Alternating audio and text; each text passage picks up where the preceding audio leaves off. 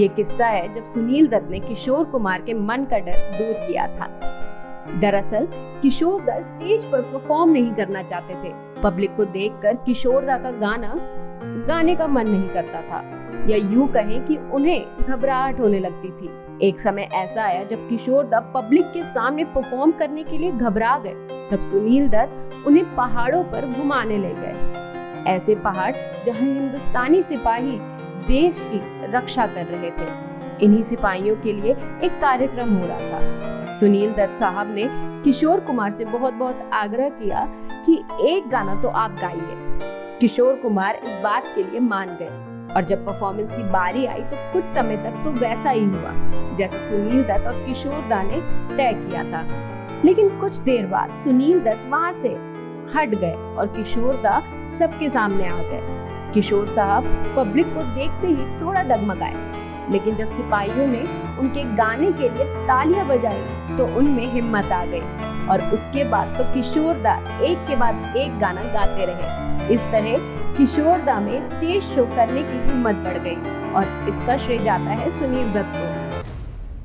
जब देव आनंद को एक सीन में गाली देकर किशोर दा भाग गए थे। बॉलीवुड की दुनिया के सितारों में कई ऐसे सितारे हैं जो बॉलीवुड की जगमगाती दुनिया में आते तो हैं, लेकिन अपनी चमक बरकरार नहीं रख पाते। लेकिन कुछ ऐसे सितारे भी हैं जो कई सदियों तक चमकते रहेंगे।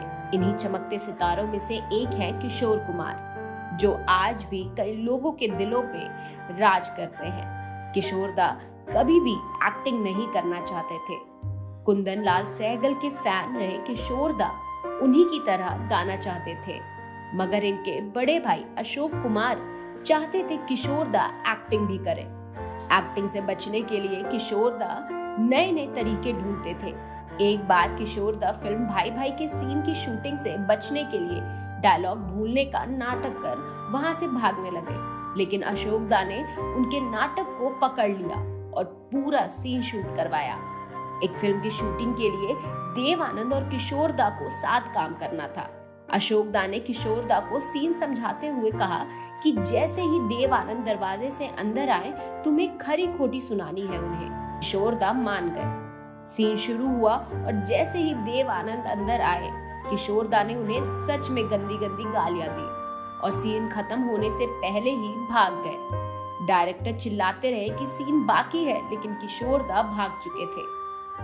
आगे चलकर एक्टिंग से दूर भागने वाले किशोर दा ने सिर्फ गायकी में ही नहीं बल्कि एक्टिंग में भी अपना करियर बनाया।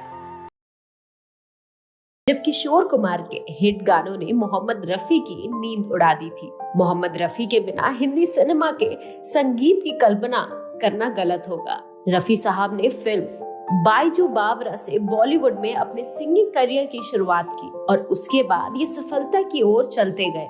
इन्होंने हजारों एक से बढ़कर एक गाने गाए। राजेश खन्ना, दिलीप कुमार, शम्मी कपूर, राजेंद्र कुमार जैसे सितारों का करियर चमका। वैसे सालों तक मोहम्मद रफी ने सिंगिंग की दुनिया पर राज किया, लेकिन किशोर कुमार की बढ़ती पॉपुलैरिटी ने एक समय रफी साहब को इनसिक्योर कर दिया था। जी हाँ, रफी साहब किशोर कुमार के सीनियर थे, लेकिन जब रूप तेरा मस्ताना, कोरा कागज था ये दिल मेरा जैसे गाने गाकर किशोर कुमार चमके तो रफी साहब भी परेशान हो गए। रफी साहब ने महेंद्र कपूर से कहा कि कमाल हो गया, जो प्रोड्यूसर कभी पैर को हाथ लगाते थे अब मुंह फेर कर आगे चले जाते हैं। क्या मैं इतना खराब सिंगर बन गया हूँ? महेंद्र कपूर ने उन्हें दिलासा देते हुए कहा, मैं आपको क्या कहूँ रफी साहब, अगर वो आपके साथ ऐसा कर सकते हैं तो किसी और के भी साथ ऐसा ही कर सकते हैं। यहाँ बात अच्छे बुरे की नहीं है, हम ऐसे ही लोगों के साथ डील कर रहे हैं आजकल। और भी अनोखी दास्तान को सुनने के लिए सब्सक्राइब करिए हमारे चैनल को।